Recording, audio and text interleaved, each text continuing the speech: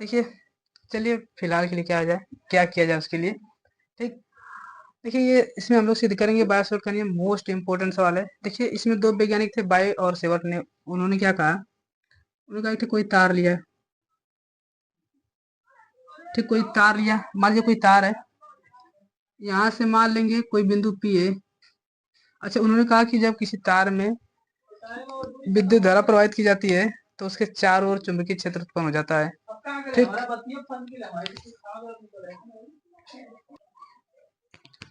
देखिए, उन्होंने एक तार लिया था, उस तार में उन्होंने क्या देखा कि जब किसी तार में विद्युत धारा प्रवाहित की जाती है तो इसके चारों ओर चुंबकीय क्षेत्र उत्पन्न हो जाता है। इसके चारों ओर चुंबकीय क्षेत्र उत्पन्न हो जाता है। तो मैं मान लेता हूँ कि ये कोई तार का टुकड़ा है। अच्छा, ये तार का टुकड़ा तो बहुत बड़ा होगा, मुझे छोटी लंबाई लेनी होगी, तो मैं मान लेता हूँ यहाँ से लेके यहाँ तक मैं कोई तार ले लेता हूँ जिसकी लंबाई एल है। अच्छा, ये पूरे तार में छोटा लंबाई ले रहा हूँ, इसलिए इसका नाम डेल्टा एल है। ठीक, ये डेल्टा एल है।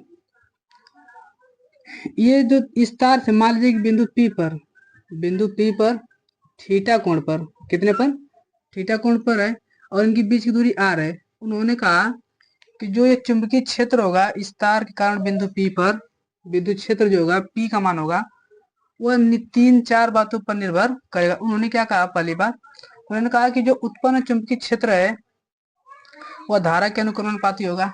तो मैं आपको महाभारत में क्या लिखना है कि दो वैज्ञानिक बायो तथा सेवर्ट ने एक तार लिया जिसमें विद्युत धारा प्रवाहित करने पर उसके चारों ओर चुंबकीय क्षेत्र उत्पन्न हो जाता है, और मान लेते हैं कि उस तार से बिंदु आर आर दूरी पर कोई बिंदु Q स्थित है जिसके चारों ओर चुंबकीय क्षेत्र हमें ज्ञात करना है। ठीक, और बस जितना मैंने बोला ये आपको लिखना है बोर्ड के पेपर में, और जितना मैं इसके बाद में कर दूं बस लिख देना है। तो जो ये चुंबकीय क्षेत्र है, जो डेल्टा बी है, वह तीन चार बातों पर निर्भर करता है। तो यहाँ पे लिखेंगे जो उत्पन्न चुंबकीय क्षेत्र, उत्पन्न चुंबकीय क्षेत्र धारा के अनुक्रमानुपाती होता है, धारा के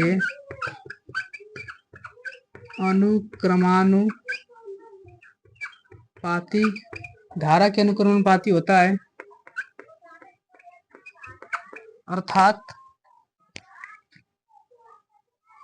अर्थात जो ये डेल्टा बी है वह अनुक्रमानुपाती है किसके, धारा के। ठीक, और उन्होंने क्या देखा, और जो ये उत्पन्न चुंबकीय क्षेत्र है लिखेंगे, तथा जो उत्पन्न चुंबकीय क्षेत्र डेल्टा बी है वह लंबाई के अनुक्रमानुपाती होता है। मतलब जितनी बड़ी ज्यादा लंबाई होगी चुंबकीय क्षेत्र उतना ज्यादा होता है। तो ये जो चुंबकीय क्षेत्र है, तो जो चुंबकीय बी है वह जो चुंबकीय क्षेत्र है वह धारा लंबाई के अनुक्रमानुपाती होता है। तार के लंबाई के अनुक्रमानुपाती होता है। ठीक, जो डेल्टा बी है वह तार के लंबाई के अनुक्रमानुपाती होता है। मान लीजिए डेल्टा एल है। ठीक, अच्छा, ये जो बीच के कोण के ज्या होता है, आप लोग जानते हैं ज्या मतलब साइन थीटा होता है, बीच के कोण के ज्या के बराबर होता है। तो यहाँ पर मैं लिख ले रहा हूँ, आप लोग लिख लीजिएगा। ठीक, तो यहाँ पर जो डेल्टा बी है वह बीच के कोण के ज्या के बराबर होता है, बीच का कोण का ज्या मतलब होता है साइन थीटा, आपको ज्या मतलब कॉस थीटा होता है। तो यहाँ पर जो डेल्टा बी है वह बीच के कोण के ज्या मतलब साइन थीटा, तो साइन थीटा के बराबर होता है। अच्छा, जो बीच की दूरी इसके वर्ग के व्युत्क्रमानुपाती होता है। ठीक, तो यहाँ पर जो डेल्टा बी है वह दूरी के वर्ग के व्युत्क्रमानुपाती होता है। तो हम लिखेंगे क्या, दूरी के वर्ग के व्युत्क्रमानुपाती होता है। ठीक, तो यहाँ पर जो डेल्टा बी है वह अच्छा अच्छा, ये सब अनुक्रमानुपाती रहेंगे, ये सब अनुक्रमानुपाती रहेंगे, मैं बराबर लिख दे रहा हूँ। सभी सभी अनुक्रमानुपाती रहेंगे, अनुक्रमानुपाती ये 1/r²। बीच की दूरी के वर्ग के व्युत्क्रमानुपाती होते हैं, ठीक। अब ले जाकर रख देंगे यहाँ पर, मान लीजिए समीकरण 1 है, समीकरण 2 है, और समीकरण 3 है, और 4 है। अगर मैं सबको मिला दूं, समीकरण 1 2 3 4 को मिलाने पर मैं क्या मिलेगा मुझे, यहाँ पर लिखेंगे क्या, समीकरण समीकरण 1, 2, 3, 4 से ना, 4 से क्या निकाल सकते हैं, देखिए सभी के सभी डेल्टा बी के बराबर है ना, ये डेल्टा बी है हमारा, ठीक। तो डेल्टा बी बराबर हमारा क्या मिलेगा, देखिए सभी के सभी अनुक्रमानुपाती है, तो मैं अनुक्रमानुपाती लिख दूंगा, ऊपर का ऊपर और नीचे का नीचे लिख देंगे हम लोग। तो यहाँ पर क्या लिखेंगे, आई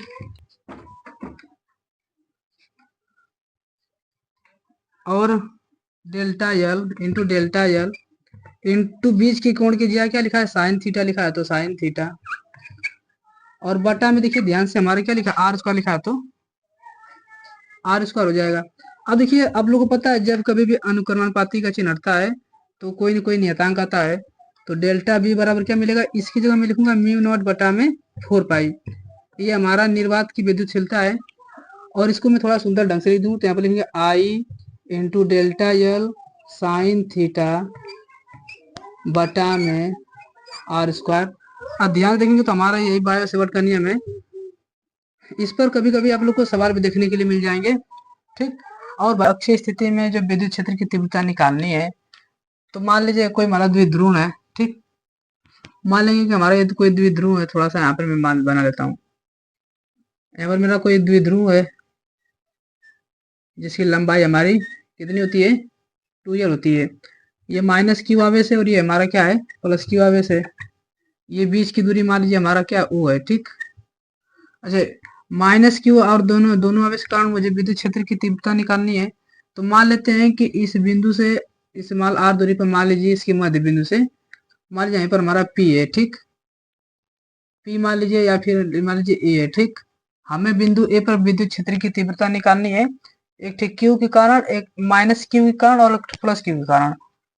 अब देखिए यहाँ से Q माइनस है, तो ये अंदर क्यों खींचेगा, तो इसकी जो तीव्रता है यहाँ इस ओर हो जाएगी, और ये प्लस Q है तो ये उधर भगाएगा, तो इसकी तीव्रता उधर भाग जाएगी, ठीक।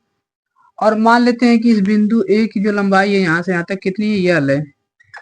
ये कहाँ पर, यहाँ से लेके यहाँ तक मान लेते हैं कितनी है, पूरी यल है, ठीक। अच्छा, अगर ये आप लोग को पता है, ये पूरी लंबाई 2l होती है, कितनी होती है, 2l।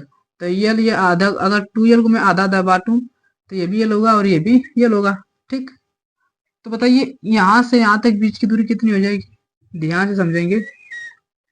ये जो प्लस की आवेश कारण जो E2 इधर जाएगा, इधर भागेगा, विद्युत क्षेत्र की तीव्रता यहाँ से लेके यहाँ तक बिंदु की दूरी क्या हो जाएगी। अब देखिए ध्यान से, इसकी बीच की दूरी क्या हो जाएगी, अगर पूरे में से मैं यल घटा दूं, मान लीजिए यहाँ पर अच्छा ये स्मॉल आर मानिए, स्मॉल आर मान लीजिए, ठीक। तो देखिए यहाँ पर आर में से स्मॉल यल घटा देंगे तो ये बीच की दूरी मिल जाएगी मुझे, तो यहाँ पर मिलेगा क्या, आर माइनस यल मिल जाएगा, ठीक। अच्छा, यहाँ से लेके यहाँ तक ये क्या क्या मिलेगा हमें, यहाँ से लेके यहाँ तक ये पहले आर था, और ये इसमें यल जोड़ देंगे तो यहाँ पर मिलेगा आर प्लस यल मिल जाएगा, ठीक। और बीच की दूरी मुझे निकाल, और इन्हीं के कारण मुझे विद्युत क्षेत्र की तीव्रता निकालनी है। देखिए आपको लिखना क्या है, देखिए लिखेंगे क्या, माना कोई विद्युत ध्रुवीय गुण है और माइनस की प्लस की आवेश से मिलकर बना है, जिनकी बीच की लंबाई 2l है ना, और इसी कारण मुझे बिंदु ए पर विद्युत क्षेत्र की तीव्रता निकालनी है, ठीक। तो यहाँ पर निकाल लेंगे माइनस क्यू आवेश के कारण विद्युत क्षेत्र की तीव्रता, माइनस क्यू आवेश के कारण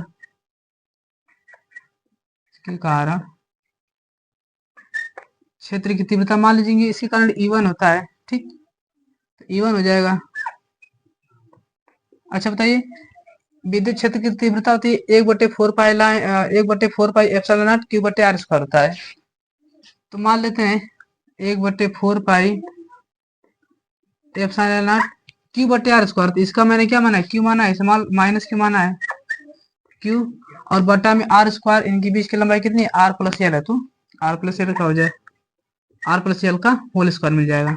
ठीक, अच्छा ये माइनस क्यू के आवेश के कारण है, अब यहाँ पे निकालना मुझे प्लस क्यू आवेश के कारण निकालेंगे। अब तथा प्लस क्यू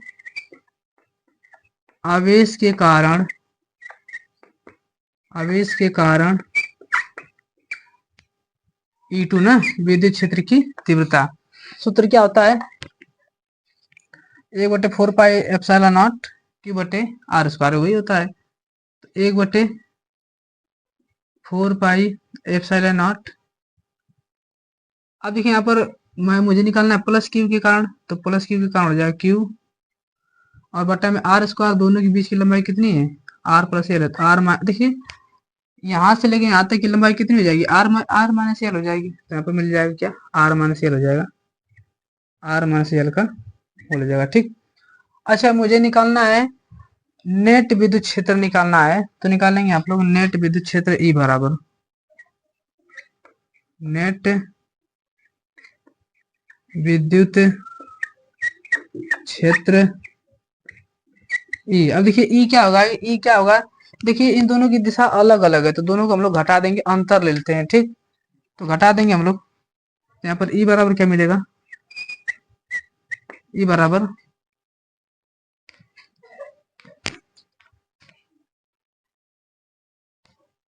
ठीक, देखिए तो हमें विद्युत क्षेत्र की तीव्रता निकालनी है, तो बताइए मुझे नेट विद्युत क्षेत्र निकालना है, तो दोनों की दिशा अगर विपरीत रहेगी तो घटा देंगे, अगर सेम रहेगी तो जोड़ देंगे, पता होना चाहिए आपको। तो देखिए इसकी में से घटा देंगे।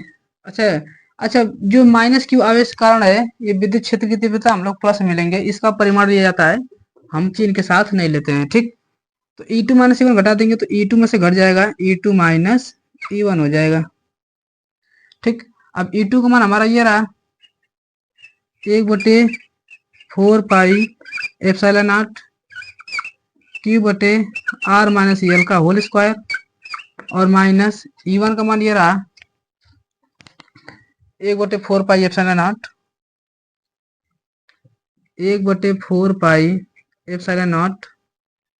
Q बटा में r प्लस एल का होल स्क्वायर।